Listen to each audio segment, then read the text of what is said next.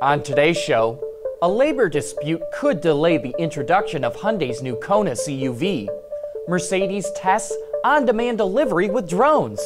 And I give my driving impressions of the new Kia Stinger. All that and more coming right up on Autoline Daily.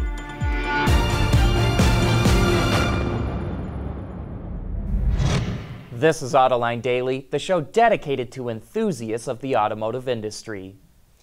We recently noted that part of the reason Hyundai sales are off in the U.S. is because the automaker is cutting back on its fleet sales, but pointed out it could get a boost before the end of the year with the Kona CUV arriving early.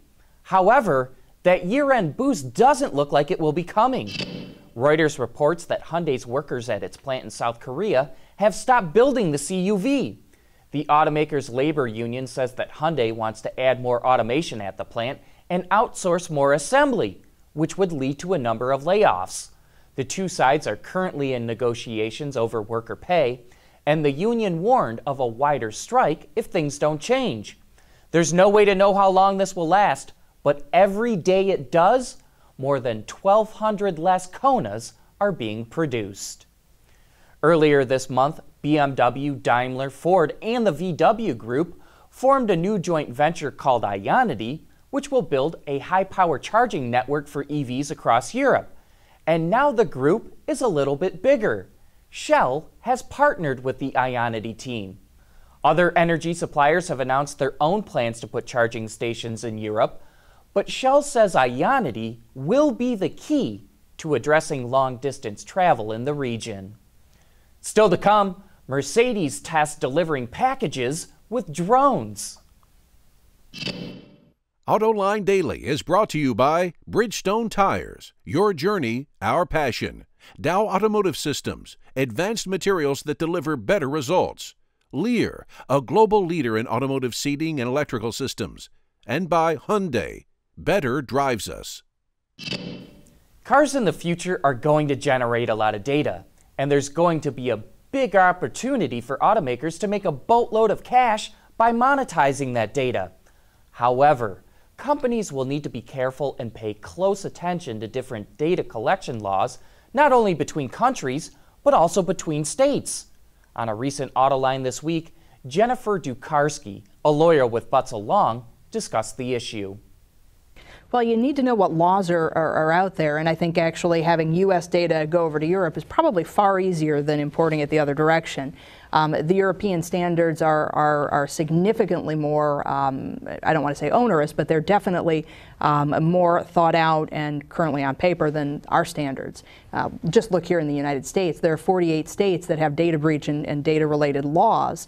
If you're in Alabama and South Dakota, you're perfectly fine. There's no reporting, there's no mandates, there's no definitions of personal identifying information. So this whole structure and framework doesn't even exist. So when you're collecting this data, when you're transporting it, you really need to understand as a company where your data is going, where you're storing it, are you compliant, and we really need to hope that you're not going to have to shift your vehicle when you cross state lines into a whole different opt-in, opt-out regime. That's just frightening to think about.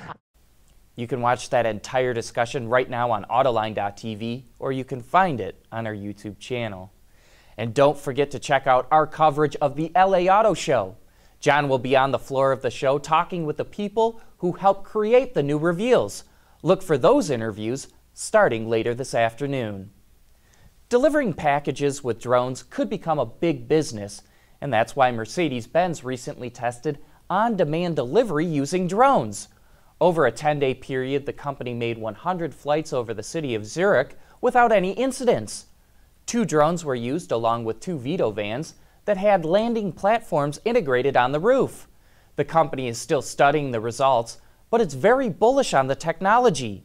You may remember that it introduced a concept last year called the Vision Van that features a fully automated cargo space to load packages onto a drone for delivery. And coming up next, what it's like behind the wheel of the all-new Kia Stinger. Lear Connexus is the new application suite in vehicle connectivity designed to deliver over-the-air software updates and more from Lear Corporation's E-Systems, leaders in power and data management. Last week we showed you what Kia thinks its all-new Stinger can do for the brand, and a little bit of why and who will buy the car. But now it's my turn to tell you what it's like. And I'm here to tell you, it's a good car, if you view the Stinger as it was designed to be. The chief designer at Kia Motors Europe describes this best. Quote, "The new Kia Stinger is a true Gran Turismo, a car for spirited long distance. It's not about outright power, hard-edge dynamics, and brutal styling, all at the expense of luxury, comfort, and grace. The Stinger has nothing to do with being the first to arrive at the destination. This car is all about the journey." And you know what? That about sums up my experience.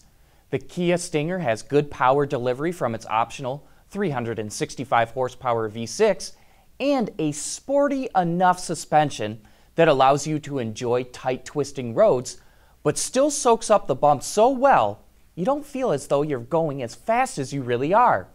And if there's anything great about the Stinger, it's its Brembo brakes.